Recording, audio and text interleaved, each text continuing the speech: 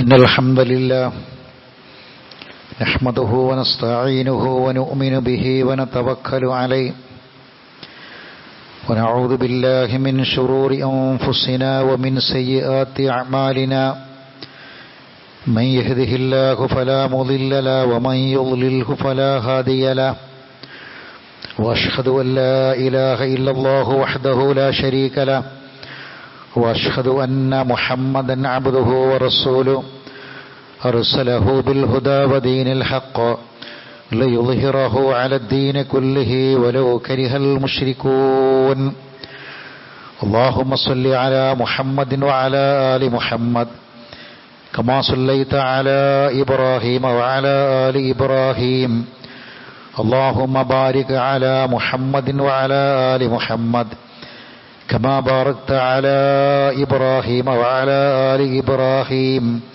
إنك حميد مجيد أما بعد فإن خير الحديث كتاب الله وخير الهدي هدي محمد صلى الله عليه وسلم وشر الأمور محدثاتها وكل محدثة بدعة وكل بدعة ضلالة يا أيها الذين آمنوا اتقوا الله وقولوا قولا سديدا يصلح لكم أعمالكم ويغفر لكم ذنوبكم ومن يطع الله ورسوله فقد فاز فوزا عظيما يا أيها الذين آمنوا اتقوا الله حق تقاته فلا تموتن إلا وأنتم مسلمون أعوذ بالله من الشيطان الرجيم وإذا سمعوا ما أنزل إلى الرسول ترى أعينهم تفيض من الدمع مما عرفوا من الحق يقولون ربنا آمنا فاكتبنا مع الشاهدين وما لنا لا نؤمن بالله وما جاءنا من الحق ونطمع أن يدخلنا ربنا مع القوم الصالحين. ബഹുമാനരായ സഹോദരങ്ങളെ, സഹോദരിമാരെ, ജീവിതത്തിൽ എല്ലാ സന്ദർഭങ്ങളിലും അള്ളാഹുവിനെ സൂക്ഷിക്കുകയും ഈമാനും തഖ്വയും നിലനിർത്തി ജീവിക്കാൻ പരിശ്രമിക്കുകയും ചെയ്യണമെന്ന് ഓർമ്മപ്പെടുത്തുകയാണ്, വസിയ്യത്ത് ചെയ്യുകയാണ്. അള്ളാഹു നമ്മെ എല്ലാവരെയും അനുഗ്രഹിക്കുമാറാവട്ടെ. പരിശുദ്ധ റമളാനിൽ നമ്മൾ പിന്നിട്ട ദിനരാത്രങ്ങളിലെ നമ്മുടെ നോമ്പും നമ്മുടെ മറ്റ് ഇബാദത്തുകളെല്ലാം അള്ളാഹു പൂർണ്ണമായും കബൂൽ ചെയ്യുമാറാവട്ടെ. ഇനി ബാക്കിയുള്ള ദിനങ്ങളിൽ അള്ളാഹുവിലേക്ക് കൂടുതൽ അടുക്കാനുള്ള തൗഫീഖ് പ്രദാനം ചെയ്യുമാറാവട്ടെ. ഏതൊരു കാര്യത്തോടും നീതി പുലർത്തുന്നവരാണോ എന്ന് നമ്മൾ പരിശോധിക്കണം. റമളാനിനെ കുറിച്ചുള്ള ചിന്തയാണ് നമ്മുടെ മനസ്സിലുള്ളത്, നമ്മുടെ നോമ്പിനെക്കുറിച്ചുള്ള ചിന്തയാണ്. നീതി പുലർത്താൻ കഴിയുന്നുണ്ടോ എന്ന ഒരു ആലോചന എപ്പോഴും നമുക്ക് വേണം. റമളാനിനോട് ആർക്കാണ് നീതി പുലർത്താൻ കഴിയുക? പരിശുദ്ധ ഖുർആനിൽ ഷഹ്റു ശഅബാൻ, ഷഹ്റു ശവ്വാൽ, ഷഹ്റു റബീഉൽ അവ്വൽ എന്നൊന്നും ഖുർആനിൽ എവിടെയുമില്ല. അറബി മാസമാണതൊക്കെ. ഷഹ്റു റമളാൻ എന്ന പ്രയോഗം ഖുർആനിലുണ്ട്. ഷഹ്റു റമളാൻ, റമളാൻ മാസം. എന്നിട്ട് അല്ലാഹ് പറയാണ്, എന്താണ് അങ്ങനെ പറയാൻ മറ്റു മാസങ്ങളെയൊന്നും പറയാതെ ഷഹ്റു റമളാൻ എന്ന് അല്ലാഹ് പറഞ്ഞ് 9ാമത്തെ മാസം പറഞ്ഞത് അല്ലദീ ഉൻസില ഫീഹിൽ ഖുർആൻ. സഹോദരങ്ങളെ, ഖുർആനിനോട് നീതി പുലർത്താതെ റമളാനിനോടും നോമ്പിനോടും നമുക്ക് നീതി പുലർത്താൻ കഴിയില്ല. എന്താണ് ഖുർആനിനോട് നീതി പുലർത്തുക എന്ന് പറഞ്ഞാൽ? ഖുർആനിനോടുള്ള നീതി പുലർത്തലാണ് റമളാനിനോടുള്ള നീതി പുലർത്തൽ എങ്കിൽ ഖുർആനിനോടുള്ള നീതി പുലർത്തുക എന്ന് പറഞ്ഞാൽ അത് കേവലം ഓതി ഖത്തം തീർക്കൽ മാത്രമാണോ? അല്ലെങ്കിൽ ഏതെങ്കിലും ഒരു പ്രത്യേക സമയത്ത് അല്ലെങ്കിൽ ഏതെങ്കിലും ഒരു പ്രത്യേക മാസം ഖുർആൻ എടുത്ത് അത് ഓതലാണോ അതിനോടുള്ള നീതി? ഓതുന്നതിന് കൂലിയും പ്രതിഫലവുമുണ്ട്, തർക്കമൊന്നുമില്ല. പക്ഷെ ഖുർആനിനോട് നീതി പുലർത്തുക എന്ന് പറഞ്ഞാൽ കേവലം ഒരു പാരായണമാണോ? അതുകൊണ്ട് ഖുർആനിനോടുള്ള നീതി പുലർത്തിയോ? ഖുർആനുമായി ബന്ധപ്പെട്ട് 3 കാര്യം മനസ്സിലാക്കണം. 1 ഫഹ്മുൽ ഖുർആൻ, 2 തഫ്സീറുൽ ഖുർആൻ, 3 തദബ്ബുറുൽ ഖുർആൻ. ഫഹ്മുൽ ഖുർആനും തഫ്സീറുൽ ഖുർആനും തദബ്ബുറുൽ ഖുർആനും. ഇതിൽ ഫഹ്മുൽ ഖുർആൻ ഖുർആൻ മനസ്സിലാക്കലാണ്. തഫ്സീറുൽ ഖുർആൻ അതിൻ്റെ ആശയവും അർത്ഥവും മനസ്സിലാക്കലാണ്. തദബ്ബുറുൽ ഖുർആൻ ഖുർആനിലെ ചില ആയത്തുകളും സൂറത്തുകളും നമ്മുടെ ചിന്തയെ ഉണർത്തണം, അതാണ് തദബ്ബുർ. ഇത് 3ഉം ഒരു വിശ്വാസിക്ക് ഖുർആനിനുള്ള ബാധ്യതയാണ്. ഖുർആൻ ഇറങ്ങിയത് ജബലുന്നൂറിലെ ഹിറാ പർവ്വതത്തിൽ, ഹിറാ ഗുഹയിൽ, ജബലുന്നൂറിലെ ഹിറാ ഗുഹയിലാണ് ഖുർആൻ ഇറങ്ങിയത്. എന്നാൽ ഖുർആനിൽ അത് പറഞ്ഞിട്ടില്ല. ഖുർആനിൽ ജബലുന്നൂറിലെ ഹിറയിൽ ഖുർആൻ ഇറങ്ങി എന്ന് പറഞ്ഞിട്ടില്ല. അത് അങ്ങനെ തന്നെയാണ് സത്യം. പക്ഷെ അത് ഖുർആനിൽ പറഞ്ഞിട്ടില്ല. ഖുർആനിൽ അല്ലാഹ് പറഞ്ഞത് നസല ബിഹി റൂഹുൽ അമീൻ അലാ ഖൽബിക. റൂഹുൽ അമീൻ ജിബ്രീൽ അലൈഹിസ്സലാത്തു വസ്സലാം ഖുർആനുമായി ഇറങ്ങിയത് അലാ ഖൽബിക, താങ്കളുടെ ഹൃദയത്തിലേക്കാണെന്നാ പറഞ്ഞത്. ഹിറാ ഗുഹയിൽ റൂഹുൽ അമീൻ ജിബ്രീൽ വന്നു എന്നല്ല, ഹൃദയത്തിലേക്ക് ഇറങ്ങി എന്നാ ഖുർആൻ പറഞ്ഞത്. 26-ാം അധ്യായം 194-ാമത്തെ ആയത്തിൽ ഇന്ന ഫീ ദാലിക ലദിക്റ, ഈ ഖുർആൻ ഒരു ഉത്ബോധനമാണ്. ആർക്ക്? ലിമൻ കാന ലഹു ഖൽബുൻ, ഹൃദയമുള്ളവർക്ക്. ഹൃദയമുള്ളവർക്ക് ഇതൊരു ഉത്ബോധനമാണ്. ഹൃദയമില്ലാത്തവർ ആരിപ്പോൾ അവിടെ ഇല്ലല്ലോ. പിന്നെ എന്താണ് പറഞ്ഞത്? ഷഹീദ്, മനസ്സാന്നിധ്യത്തോടെ ചെവി കൊടുത്ത് കേൾക്കുന്നവന്, മനസ്സാന്നിധ്യത്തോടെ ചെവി കൊടുത്ത് കേൾക്കുന്നവന് ഈ ഖുർആൻ ഉത്ബോധനമാണ്. അവനാണ് ഹൃദയം ഉണ്ടാകുക. ഖുർആനിന്റെ ആയത്തുകൾ ഹൃദയത്തിലേക്ക് ഇറങ്ങണം, ഹൃദയത്തെ സ്വാധീനിക്കണം. അങ്ങനെ ഒരു അനുഭവം നമുക്കുണ്ടോ? ഉണ്ടെങ്കിൽ ഖുർആനിനോട് നമ്മൾ നീതി പുലർത്തി. അവിടെയാണ് തദബ്ബുർ. അഫലാ യതദബ്ബറൂനൽ ഖുർആന അം അലാ ഖുലൂബിൻ അഖ്ഫാലുഹാ. നിങ്ങൾ ഖുർആൻ എന്താണ് തദബ്ബുർ ചെയ്യാത്തത്? 2 തവണ അല്ലാഹ് ചോദിച്ചിട്ടുണ്ട്. 2 തവണ. 1 ഹൃദയം തുറക്കാനാണ്, 2 ഖുർആന്റെ ആധികാരികത ബോധ്യപ്പെടാനാണ്. അഫലാ യതദബ്ബറൂനൽ ഖുർആന വലൗ കാന മിൻ ഇൻദി ഗൈരില്ലാഹി ലവജദൂ ഫീ ഇഖ്തിലാഫൻ കസീറാ. ഖുർആനെ പറ്റി ചിന്തിക്കുക, അപ്പോൾ ഖുർആനിൽ വൈരുദ്ധ്യങ്ങളില്ലാന്ന് കാണാം. അത് ഖുർആന്റെ ആധികാരികതയാണ്, അത് ബോധ്യപ്പെടണം.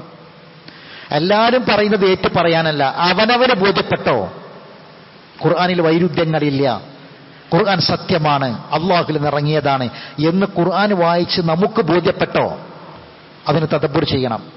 മറ്റത് ഹൃദയത്തെ പൂട്ടിയിരിക്കുകയാണ്. ഒരു വസ്തു പൂട്ടി എന്താ പ്രശ്നം? പൂട്ടിയാൽ പിന്നെ അതിൻ്റെ ഉള്ളിലേക്കൊന്നും വെക്കാനും പറ്റൂല, അതിൻ്റെ ഉള്ളിലൊന്നും പുറത്തു പോകില്ല. നമുക്കെന്താ വേണ്ടത്?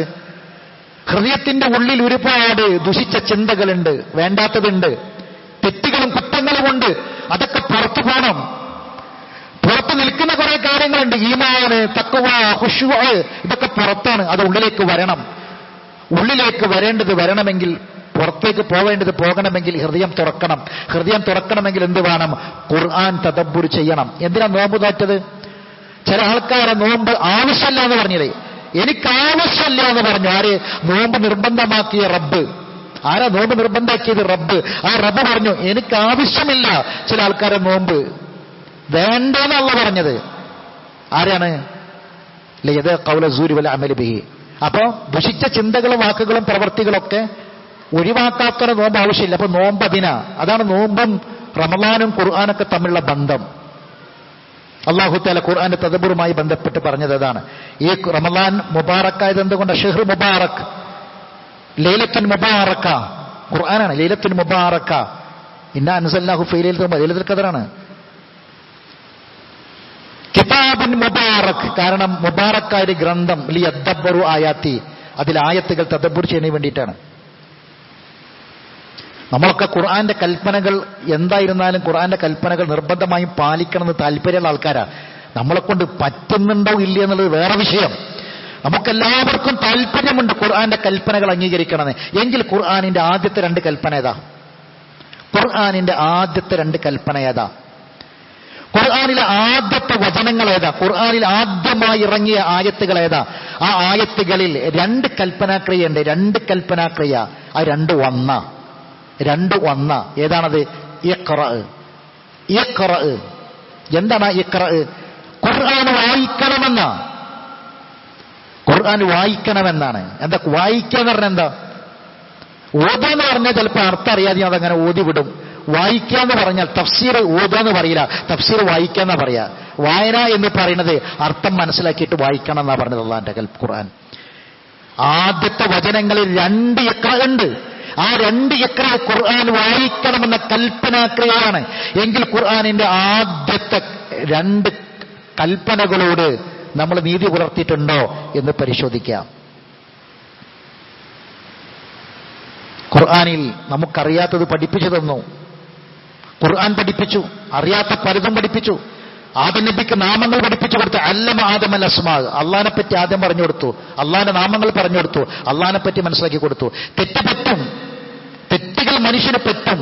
എങ്ങനെ തൗബ ചെയ്യണം അതറിഞ്ഞൂടായിരുന്നോ? അള്ളാഹ് പഠിപ്പിച്ചു കൊടുത്തു. അതാണ് അല്ലമ്മൽ ഇൻസാന മാലം യാലം. അറിയാത്തതൊക്കെ പഠിപ്പിച്ചു കൊടുത്തു. തെറ്റുകുറ്റങ്ങൾ വരും, എങ്ങനെ പശ്ചാത്തപിക്കണം, റബ്ബിനോട് എങ്ങനെ പറയണം, ഈ ചെയ്ത തെറ്റൊന്നും നാളെ പരലോകത്ത് വരരുത്, അതിനെന്ത് ചെയ്യണം, ഇത് മായ്ക്കപ്പെടണം മരിക്കുന്നതിന് മുമ്പ്, അതിന് ഞാനെന്താ പറയേണ്ടത്?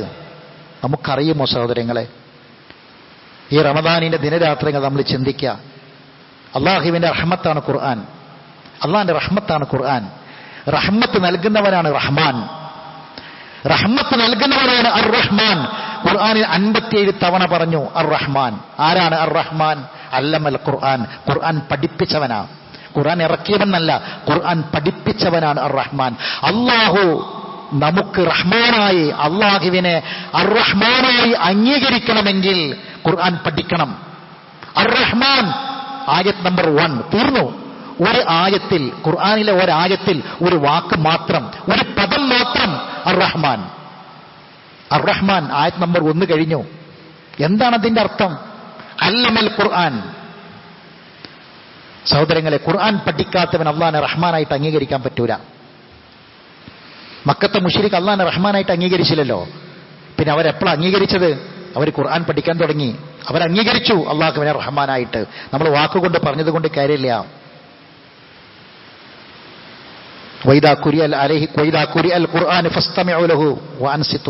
അപ്പൊ എന്തിന്? ഖുർആന്റെ മുന്നിൽ ഇസ്തിമാഅ് വേണം. ശ്രദ്ധിച്ചു കേൾക്കണം, ശ്രദ്ധിച്ചു കേൾക്കണം. ഖുർആൻ കാണണം, അത് കേൾക്കണം, അത് ഹൃദ്യസ്ഥമാക്കണം. സമ്മും ബസറും ഫുആദും 3 ചേരുന്ന പ്രക്രിയയാണ് ഇസ്തിമാഅ്. ജിന്നുകൾ ഖുർആൻ പഠിക്കാൻ വന്നു.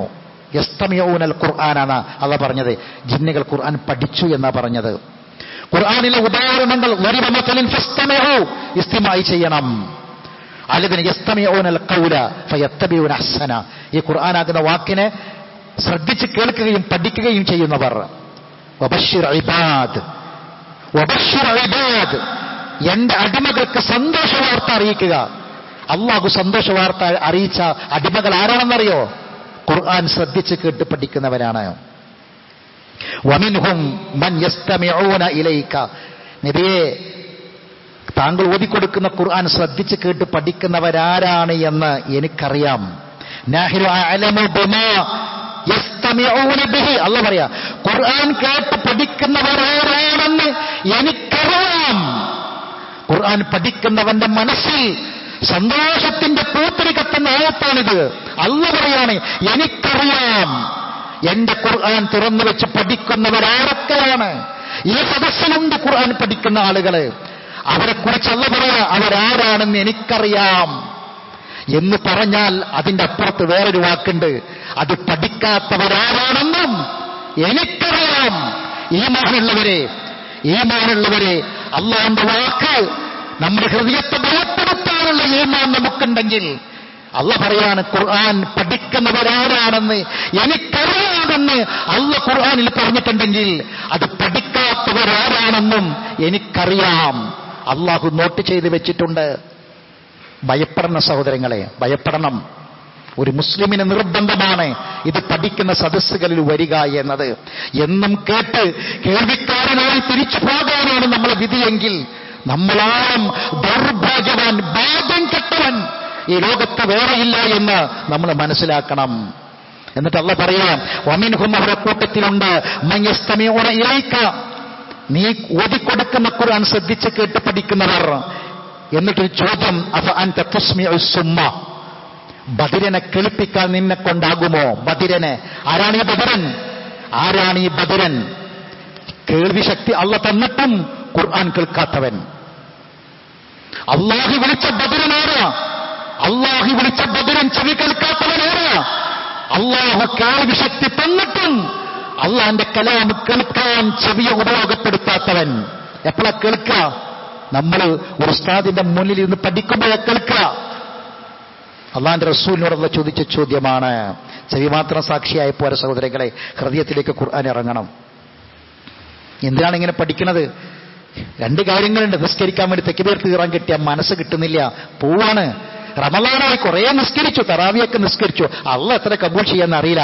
കാരണം കെട്ടിയത് ഓർമ്മയുണ്ട്, പിന്നെ ഫാത്തിഹ ഓതിയെന്ന് ഓർമ്മ, സൂറത്ത് ഓതിയെന്ന് ഓർമ്മയില്ല, മനസ്സ് നിൽക്കുന്നില്ല. പലർക്കും നമുക്കൊക്കെയുമുള്ള പ്രശ്നമാണ് അല്ലെ. രണ്ടാമത്തത് എന്താ? മിമ്പറമെന്ന് പറയുന്നത് കേൾക്കുമ്പോൾ അടുത്ത ഖുർആൻ ക്ലാസ്സിൽ പോകണമെന്ന് വിചാരിക്കും, പക്ഷെ പോകാൻ കഴിയുന്നില്ല. പരലോകത്തെക്കുറിച്ച് പറഞ്ഞ് കേൾക്കുമ്പോൾ പേടി തോന്നും, അടുത്ത ദിവസം മുതൽ ശരിയാക്കണമെന്ന് വിചാരിക്കും, പക്ഷെ പറ്റുന്നില്ല. ഇങ്ങനെ അങ്ങോട്ട് പോയിട്ട് നമ്മളെ സമയം കഴിയും. അല്ലാഹു പറയാണ്, ഹത്താ ജാഅ അംറുല്ലാഹ്, ഇങ്ങനെ അങ്ങോട്ട് പോയിട്ട് അവസാനം അള്ളാന്റെ സമയെത്തിയപ്പോ നമുക്ക് ബോധ്യപ്പെട്ടു, ഞാൻ കേട്ടിരുന്നു, ഇത് കേട്ടിരുന്ന ഈ കാര്യം ചെയ്യാതിരുന്നതാണ് എന്റെ മുന്നിൽ ഇപ്പോൾ ഏറ്റവും വലിയ വെല്ലുവിളിയായി വന്നിട്ടുള്ളത് എന്നവര് ബോധ്യപ്പെടും. അല്ലാഹു പറയാണ്, ഈ രണ്ട് പ്രശ്നങ്ങൾക്ക് എന്താ പരിഹാരം എന്നറിയോ? ലൗലാ നുസ്സില അലൈഹിൽ ഖുർആൻ ജുംലത്തൻ വാഹിദ. ചോദിച്ച ചോദ്യമാണ്. ഖുർആൻ ഒരു ഗ്രന്ഥമായിട്ട് ഇങ്ങോട്ട് തൗറാത്ത് പോലെ തന്നപ്പോ 23 കൊല്ലം കൊണ്ട് എന്തിനാ ഖുർആൻ? 23 കൊല്ലം കൊണ്ട്. ഉസ്മാൻ ഇബ്നു അഫ്ഫാൻ റളിയല്ലാഹു തആല അൻഹു അൽ-ബഖറ സൂറത്ത് പഠിച്ചത് 8 കൊല്ലം കൊണ്ടാന്നാ. 8 കൊല്ലം എടുത്തിട്ട് പഠിച്ചു എന്നാ. അത് കാണാപ്പാഠം പഠിക്കുന്നതിനെ പറ്റിയല്ല, അത് തദബ്ബുർ ചെയ്ത് പഠിച്ചതാ. എന്തിനാണ് ഇങ്ങനെ ഇറക്കിയത് ഖുർആൻ? അതിന്റെ മറുപടി കദാലിക്, ഇങ്ങനെ തന്നെയാണ്. 23 കൊല്ലം ഖുർആൻ ഇറങ്ങിയത്. മൂസാ നബിനെ തോറീസിനയിലേക്ക് കണ്ട് വിളിച്ചിട്ട് തൗറാത്ത് കയ്യിൽ കണ്ട് കൊടുത്തു. മുഹമ്മദ് നബി ഇറാഖിലേക്ക് വിളിച്ചിട്ട് ഖുർആന്റെ കോപ്പി കൊണ്ട് കൊടുക്കല്ല ചെയ്തത്, ഖുർആനിന്റെ ഫലകം കൊടുക്കല്ല ചെയ്തത്. 23 കൊല്ലം കൊണ്ട് ഖുർആൻ ഇറങ്ങി. എന്തിനങ്ങനെ? ആ ചോദ്യത്തിന്റെ മറുപടി ലിനുസബ്ബിത ബിഹി ഫുആദക്, നിന്റെ ഹൃദയത്തിന് സബാത്ത് കിട്ടാനാണ്. ഈമാൻ കുറയും, ഈമാനില്ലാതെ ഏപ്പിയെ പോകും, അതിനു വേണ്ടിയാണ്.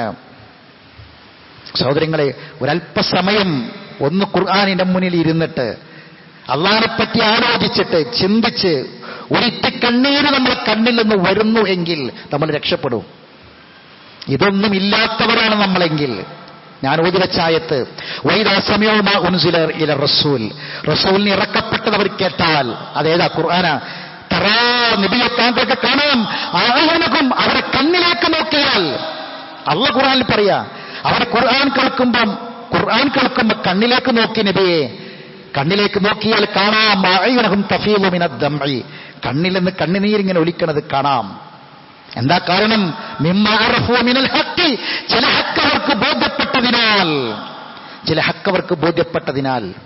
സഹോദരങ്ങളെ, ഖുർആനിൽ കരഞ്ഞുകൊണ്ട് പ്രാർത്ഥിക്കേണ്ട 2 പ്രാർത്ഥന ഉണ്ട്, അറിയോ? കരഞ്ഞുകൊണ്ട് പ്രാർത്ഥിക്കേണ്ട 2 പ്രാർത്ഥന ഖുർആനിലുണ്ട്. അല്ലാഹ് കരഞ്ഞുകൊണ്ടാണ് അവർ പ്രാർത്ഥിക്കാന്ന്. ജീവിതത്തിൽ ഒരിക്കലെങ്കിലും ഈ പ്രാർത്ഥന ഒന്ന് കരഞ്ഞുകൊണ്ട് പ്രാർത്ഥിക്കാൻ നമുക്ക് പറ്റിയാൽ നമ്മൾ രക്ഷപ്പെട്ടു സഹോദരങ്ങളെ. എന്താണ് ആ പ്രാർത്ഥന? ഇതാ, ഈ ആയത്താണ്. കണ്ണിൽ നിന്ന് കണ്ണുനീരോടുകൂടി അവർ പ്രാർത്ഥിക്കും. റബ്ബന ആമന്ന ഫക്തുബിനാ മഅശ്ശാഹിദീൻ, റബ്ബേ, ഞങ്ങൾ നിന്നിൽ വിശ്വസിച്ചിട്ടുണ്ട്, ഈമാൻ കിട്ടി ഷഹാദത്ത് കലിമ ചൊല്ലി മരിക്കുന്നവരുടെ കൂട്ടത്തിൽ ഞങ്ങളെ പേര് രേഖപ്പെടുത്തണമേ. കരഞ്ഞുകൊണ്ടല്ലാതെ പ്രാർത്ഥിക്കാൻ പറ്റുമോ? ഇത് ഈമാനുള്ളവരെ കരഞ്ഞുകൊണ്ടല്ലാതെ പ്രാർത്ഥിക്കാൻ പറ്റുമോ? മരിക്കുമ്പോൾ ഈമാൻ കിട്ടി ഷഹാദത്ത് കലിമ ചൊല്ലി മരിക്കുന്നവരുടെ കൂട്ടത്തിൽ എന്നെ ഉൾപ്പെടുത്തണമേ എന്ന് കരഞ്ഞുകൊണ്ടവർ പ്രാർത്ഥിക്കും. ഖുർആനിലുള്ളതാ. ഒരു തവണയെങ്കിലും പറ്റേണ്ട ജീവിതത്തിൽ മരിക്കണം മുമ്പ്. ജീവിച്ചിരിക്കുന്നവർക്ക് താക്കീതല്ലേ ഖുർആൻ. എവിടെ വെച്ച് എങ്ങനെ എപ്പോൾ നമുക്കറിയില്ല, ഏത് സമയത്തൊന്നറിയില്ല. കോഴിക്കോട് മേലങ്ങാടിയിൽ കുടുംബത്തെ പോറ്റാൻ വേണ്ടി ചുമട് ചുമക്കുന്ന തൊഴിലാളികൾ, നോമ്പ് നോറ്റും വ്രതമനുഷ്ഠിച്ചും വലിയ ഭാരം ചുമലിലേറ്റുന്ന 4 മുസ്ലിം സഹോദരന്മാര് വിശ്രമിക്കാൻ വേണ്ടി ഇരുന്നപ്പോ കെട്ടിടം തകർന്നു വീണു, ദാരുണമായി മരിച്ചവര്. കുടുംബത്തെ പോറ്റാനുള്ള ജിഹാദിന്റെ മാർഗത്തിലാ. കുടുംബത്തെ പോറ്റാൻ അധ്വാനിക്കുന്നവൻ, കഷ്ടപ്പെടുന്നവൻ, ഭാരം ചുമക്കുന്ന ജോലി ചെയ്യുന്നവൻ ആ മാർഗത്തിൽ വഴിയിൽ മരിച്ചിട്ടുണ്ടെങ്കിൽ ഷഹീദിന്റെ പദവിയാണ്. 8 തരം മരണത്തിൽ നിന്ന് രക്ഷിച്ചോളാൻ പറ്റും. 8 തരം മരണത്തിൽ നിന്ന് കാവൽ ചോദിക്കണം. അല്ലാഹുമ്മ ഇന്നി അഊദു ബിക മിനൽ ഹദമി വമിനൽ തറദ്ദി വമിനൽ ഗറഖി വൽ ഹറഖി വൽ ഹറം വഅഊദു ബിക മിൻ അൻ യതഖബ്ബതനി അശ്ശൈത്താനു ഇൻദൽ മൗത്ത് വഅഊദു ബിക അൻ അമൂത ഫീ സബീലിക മുദ്ബിറൻ വഅഊദു ബിക അൻ അമൂത ലദീഗൻ. 8 മരണം. അതിൽ ഒന്നാമത്തത് ഹദമാണ്. അല്ലാഹുമ്മ ഇന്നി അഊദു ബിക മിനൽ ഹദം. സംരക്ഷണം എന്നോണം നിർമ്മിക്കപ്പെട്ട ഈ കെട്ടിടത്തിന് താഴെ ഇരിക്കുമ്പോ കെട്ടിടം തകർന്ന് മരിക്കുക. അല്ലാഹുവേ കാക്കണമേ. അല്ലാഹുമ്മ ഇന്നി അഊദു ബിക മിനൽ ഹദം പ്രാർത്ഥിക്കാൻ പറഞ്ഞു. എങ്ങനെ, ഏത് സമയത്ത്, എവിടെ വെച്ച് എങ്ങനെ മരിക്കുകയാണെങ്കിലും ഈമാൻ കിട്ടി മരിക്കണം നമ്മുടെ ഹൃദയത്തിലില്ലേ? അതിന് റബ്ബിനോട് ചോദിക്കണ്ടേ, പ്രാർത്ഥിക്കണ്ടേ? കരഞ്ഞുകൊണ്ട് പ്രാർത്ഥിക്കും. അവർ പറയും വമാലനാലാനു ഉമിനു ബില്ല, അള്ളാഹുവിൽ വിശ്വസിക്കാതിരിക്കാൻ ഞങ്ങൾക്ക് അങ്ങനെ പറ്റും. അള്ളാഹുവെ, ഞങ്ങൾക്ക് നീ കൊണ്ടുവന്ന ഈ ഖുർആനാകുന്ന സത്യം, അത് പഠിക്കാനും വിശ്വസിക്കാതിരിക്കാനും ഞങ്ങൾക്ക് അങ്ങനെ പറ്റും. നല്ല ജനങ്ങളെ ഉൾപ്പെടുത്താൻ ആഗ്രഹിക്കാതിരിക്കാൻ, അത്യാഗ്രഹിക്കാതിരിക്കാൻ ഞങ്ങൾക്ക് എങ്ങനെ പറ്റും? ഇതിന്റെ ബാക്കി എന്താ അറിയോ? ഇതിന്റെ ബാക്കി കേൾക്കണം. ഈ പ്രാർത്ഥന പ്രാർത്ഥിച്ചതിനാൽ അവർക്ക് നാം സ്വർഗം പ്രതിഫലമായി കൊടുത്തു. ഈ പ്രാർത്ഥന പ്രാർത്ഥിച്ചതിനാൽ, പ്രാർത്ഥിച്ചതുകൊണ്ട് അവർക്ക് നാം അരുവികൾ ഒഴുകുന്ന സ്വർഗം പകരമായി കൊടുത്തു. ഖുർആന. പ്രാർത്ഥിച്ചതിനാൽ വളരെ വ്യക്തമാണ്. പ്രാർത്ഥിക്കാതിരുന്നാൽ എന്താണ് അവസ്ഥ ഉണ്ടാവുക എന്നുള്ളത്. അതുകൊണ്ട് സഹോദരങ്ങളെ, നമ്മുടെ മനസ്സിൽ ഈ ചിന്ത വേണം. റബ്ബിന്റെ മുന്നിൽ ഒന്ന് പറയാ. ഒരു യോഗ്യത ഇല്ലാത്തവരാണ്. യാചിക്കാൻ പ്രത്യേകിച്ച് യോഗ്യത ഒന്നും വേണ്ട. യാചിക്കാൻ പ്രത്യേകിച്ച് യോഗ്യത ഒന്നും വേണ്ട. അല്ലാഹുവിലേക്ക് കൈ ഉയർത്തി യാചിക്കപ്പെടച്ചോൻ. അല്ലാഹുമ്മ ഇന്നി അസ്അലുക്കൽ ജന്ന. സ്വർഗം കൊണ്ട് പടച്ചോനെ, ചെയ്ത തെറ്റുകൾ പലതും എനിക്ക് ഓർമ്മയില്ല റബ്ബേ. ഏറ്റുപറയാൻ എനിക്ക് ഓർമ്മയില്ല, മറന്നുപോയി പല തെറ്റും. 10-60 കൊല്ലത്തെ ആയുസ്സിൽ ഞാൻ ചെയ്ത തെറ്റുകൾ എമ്പാടുമുണ്ട്. ഓരോന്നും എടുത്തു പറയാൻ എനിക്ക് ഓർമ്മയില്ല. റബ്ബനാ ലാ തുആഖിദ്നാ ഇൻ നസീനാ. പടച്ചോനെ, അബദ്ധം ചെയ്തിട്ടുണ്ട്. പിടികൂടി ശിക്ഷിക്കല്ല പടച്ചോനെ. മറന്നുപോയി പലതും പിടികൂടി ശിക്ഷിക്കല്ല പടച്ചോനെ. താങ്ങാൻ കഴിയാത്തത് തരല്ല പടച്ചോനെ. ربنا ولا تحمل علينا إصرا كما حملته على الذين من قبلنا ربنا ولا تحملنا ما لا طاقة لنا به. എനിക്ക് താങ്ങാൻ പറ്റാത്തത്, താങ്ങാൻ പറ്റാത്ത സങ്കടങ്ങൾ തരല്ല പടച്ചോനെ. താങ്ങാൻ പറ്റാത്ത ദുരന്തങ്ങൾ തരല്ല പടച്ചോനെ. താങ്ങാൻ സാധിക്കാത്തത് ഞങ്ങൾക്ക് നീ തരല്ല പടച്ചോനെ. പ്രാർത്ഥിക്കണം. തിന്മകൾ വന്നുപോയി. വെളിപ്പെടും നാളെ പരലോകത്ത് ചെയ്ത തെറ്റുകൾ. ഏത് ചെറുതും വലുതും എല്ലാം വരും, എല്ലാം വെളിപ്പെടും. പക്ഷെ വെളിപ്പെടാതിരിക്കണം. അതിനെന്ത് വേണം? അതിൽ മായ്ക്കപ്പെടണം. ചെയ്ത തെറ്റ് മായ്ച്ചു കിട്ടണം. അതിനാണ് റമളാൻ, അതിനാണ് നോമ്പ്. മായ്ച്ചു കിട്ടണം. അതിനെന്ത് വേണം? പ്രാർത്ഥിക്കണം. റമളാന് ദിനരാത്രങ്ങൾ റബ്ബിനോട് പറയണം, വക്കഫിർ അന്നാ സയ്യിആത്തിനാ. തിന്മകൾ മായ്ച്ചുകൊണ്ട് പടച്ചോനെ, മായ്ച്ചുകൊണ്ട് പടച്ചോനെ. അല്ലാഹ് പറയുന്നുണ്ട്, നുകഫിർ സയ്യിആത്തിക്കും, നിങ്ങൾ തിന്മ മായ്ച്ചു തരും, മായ്ച്ചു തരും എന്ന് അല്ലാഹ് പറഞ്ഞു. അതിന് ചോദിക്കാൻ നമുക്കറിയണ്ടേ? ചോദിക്കാൻ നമുക്കറിയണം. കരഞ്ഞുകൊണ്ടുള്ള രണ്ടാമത്തെ പ്രാർത്ഥന സുജൂദിലാണ്. കരഞ്ഞുകൊണ്ടുള്ള രണ്ടാമത്തെ പ്രാർത്ഥന സുജൂദിലാണ്. ഏതാണ് ആ പ്രാർത്ഥന? അല്ലാഹ് പറയാണ്, ഖുർആൻ പഠിക്കുന്നവരെ കുറിച്ച് പറഞ്ഞതിന് ശേഷം, ഈ വേദഗ്രന്ഥത്തിൽ ഇൽമുള്ള ആളുകൾ സുജൂദിൽ നാട്ടുകുത്തി വീഴും. എന്നിട്ട് അവിടെ പറയും, സുബ്ഹാന റബ്ബിന ഇൻ കാന വഅദു റബ്ബിന ലമഫ്ഊല. റബ്ബേ, നിന്റെ വാഗ്ദാനങ്ങൾ സത്യമാണ്, പുനരുക തന്നെ ചെയ്യും, നീ എത്ര പരിശുദ്ധനാണ്. എന്നിട്ട് അവരെ യഖിറൂന ലിൽ അദ്കാനി യബ്കൂൻ. അവര് കരഞ്ഞുകൊണ്ടാണ് സുജൂദിൽ വീണത്. കരഞ്ഞുകൊണ്ടാണ് സുജൂദിൽ അവർ വീണത്. അവർക്ക് ഭയം, ഖുശൂ വർദ്ധിക്കുകയും ചെയ്യും.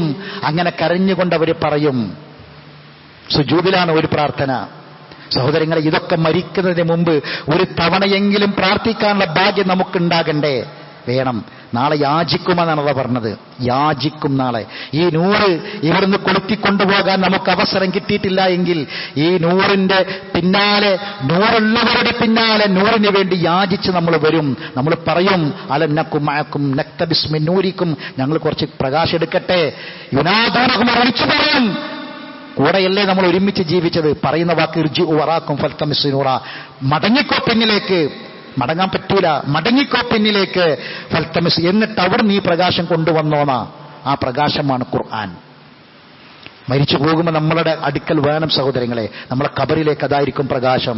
മൈശറയിൽ നമ്മളെ മുന്നിലും വലതുഭാഗത്ത് പ്രകാശം ഉണ്ടാകുമ്പം റബ്ബനാ അത്മിം ലനാ നൂറനാ, ഞങ്ങളെ നൂറ് പൂർത്തിയാക്കിക്കൊണ്ട് പടച്ചോനെ എന്ന് പ്രാർത്ഥിക്കണമെങ്കിൽ തുടങ്ങേണ്ട സഹോദരങ്ങളെ. തുടങ്ങാത്തവന് പൂർണ്ണാക്കാൻ പറ്റുമോ? തുടങ്ങാത്തവൻ എന്ത് പൂർത്തിയാക്കലാ? വീട് പണി പൂർത്തിയാക്കിക്കൊണ്ട് പടച്ചോൻ എന്ന് പറയണമെങ്കിൽ വീട് പണി തുടങ്ങണ്ടേ? അത്മിം ലനാ നൂറനാ, നൂറ് പൂർത്തിയാക്കിക്കൊണ്ട് പടച്ചോനെ എങ്കിൽ തുടങ്ങണം. സഹോദരങ്ങളെ, പരിശുദ്ധ ഖുർആനിനെ തദബ്ബർ ചെയ്യാൻ നമുക്ക് പറ്റണം. അങ്ങനെ ഉണ്ടെങ്കിലേ നമുക്ക് റമദാനിനോടും നോമ്പിനോടും നീതി പുലർത്താൻ സാധിക്കുകയുള്ളൂ. അല്ലാഹു നമ്മെ അനുഗ്രഹിക്കുമാറാവട്ടെ. അഖൂലു ഖൗലി ഹാദാ അസ്തഗ്ഫിറുല്ലാഹൽ അലീമ ലീ വലക്കും ഇന്നഹു ഹുവൽ ഗഫൂറുർ റഹീം.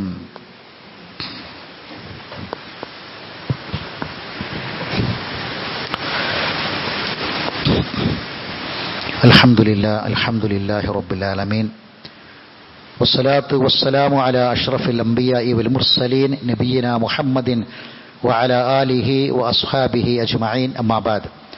അയ്യുഹന്നാസ് ഇത്തഖുല്ലാഹ ഇബാദല്ലാഹ്. അല്ലാഹുവിൻ്റെ വിധിവിലക്കുകളെ സൂക്ഷിക്കണമെന്ന് ഒരിക്കൽ കൂടി ഓർമ്മപ്പെടുത്തുകയാണ്. വെള്ളിയാഴ്ച ഒരു ഖുത്ബ കേൾക്കുക. ആ ഖുത്ബ കേട്ട് ജുമഅക്ക് പങ്കെടുത്തു എന്ന് പറഞ്ഞ് കണക്ക് പറഞ്ഞ് പോകാനാണെങ്കിൽ ഇതൊന്നും ഫലം ചെയ്യൂല. ഈ കേട്ട കാര്യം പ്രാവർത്തികമാക്കാൻ നമ്മുടെ താനൂരിൻ്റെ ഭാഗത്ത് 4 ഖുർആൻ ക്ലാസ്സുകൾ നടക്കുന്നുണ്ട്. ഏതെങ്കിലും ഒന്നിലെങ്കിലും ഖുർആൻ പഠിപ്പിക്കുന്ന ക്ലാസ്സുകൾ ഏതെങ്കിലും ഒന്നിലെങ്കിലും വരാൻ നമുക്ക് പറ്റണം.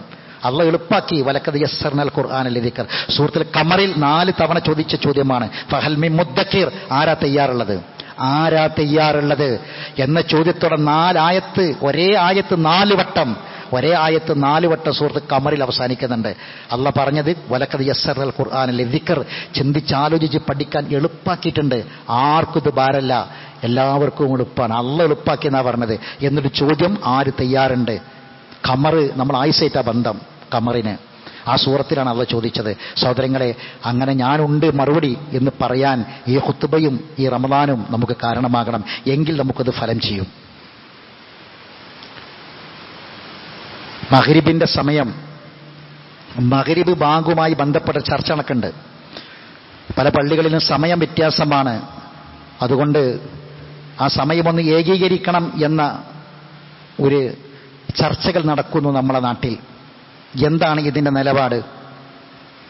ബാങ്ക് ഒരു മതവിഷയമാണ്. ബാങ്ക് നിസ്കാരത്തിന് സമയമായി, നോമ്പുറക്കാൻ സമയമായി എന്നൊക്കെ അറിയിക്കുന്ന ഷർത്തിൽപ്പെട്ടതാണ്, മതത്തിൻ്റെ കാര്യമാണ്. അപ്പോൾ അതിൽ തീരുമാനം, മതവിഷയത്തിലെ തീരുമാനം പ്രമാണമാണ്. ബാങ്കിൻ്റെ സമയം എന്ന് പറയുന്നത്, പ്രത്യേകിച്ച് മഗ്രിബ് ബാങ്കിൻ്റെ സമയം, മറ്റുള്ള ഏത് മതവിഷയത്തിൽ അഭിപ്രായ വ്യത്യാസം ഉണ്ടായാലും പ്രമാണങ്ങൾ എന്ന് പറഞ്ഞാൽ പണ്ഡിതന്മാർക്ക് മാത്രമേ നോക്കാൻ പറ്റുള്ളൂ. കുറച്ച് അറിവുള്ളവർക്കാന്ന് പറയും. സാധാരണക്കാർ നമ്മളിപ്പോൾ എന്താ ചെയ്യുക, ഒരു പറഞ്ഞതല്ലേ കേൾക്കാൻ പറ്റുള്ളൂ എന്ന്. എന്നാൽ ഏത് കണ്ണുള്ള ഏത് മനുഷ്യനും ഏത് സാധാരണക്കാരും മഗ്രിബിൻ്റെ സമയം നോക്കാൻ പറ്റുമല്ലോ. ഏകീകരിക്കാൻ എളുപ്പമാണ്. സമയം ഒന്ന് എഴുതിയെടുക്കുക. ഈ പള്ളിക്കൽ കൊടുക്കുന്ന സമയം തൊട്ടടുത്ത 2-3 മിനിറ്റ് കഴിഞ്ഞിട്ട് കൊടുക്കുന്ന പള്ളിയിലെ സമയം എഴുതിയെടുക്കുക. കടപ്പുറത്ത് പോയി നോക്കുക. സൂര്യൻ അസ്തമിച്ചതിന് ശേഷം ആദ്യം കൊടുക്കുന്നത് ഏതാ നോക്കുക. 2-3 മിനിറ്റ് കഴിഞ്ഞിട്ട് കൊടുക്കുന്നത് ഏതാ നോക്കുക. തീർന്നല്ലോ, പ്രശ്നം തീരുമല്ലോ. ഇതിന് അഭിപ്രായ വ്യത്യാസമൊന്നുമില്ല. ഇത് എല്ലാവർക്കും പോയി നോക്കാം. അങ്ങനെ പോയി നോക്കുമ്പം നമ്മളെ ബാങ്ക് അസ്തമിക്കുന്നതിന് മുമ്പാണെങ്കിൽ മാറ്റണം, ഒരു സംശയം വേണ്ട. നമ്മളെ ബാങ്ക് അസ്തമിക്കുന്നതിന് മുമ്പ് കൊടുക്കുന്നുണ്ടെങ്കിൽ മാറ്റണം. ഇവിടുത്തെ ബാങ്ക് ഒരു സംശയക്കാര്യത്തിലില്ല.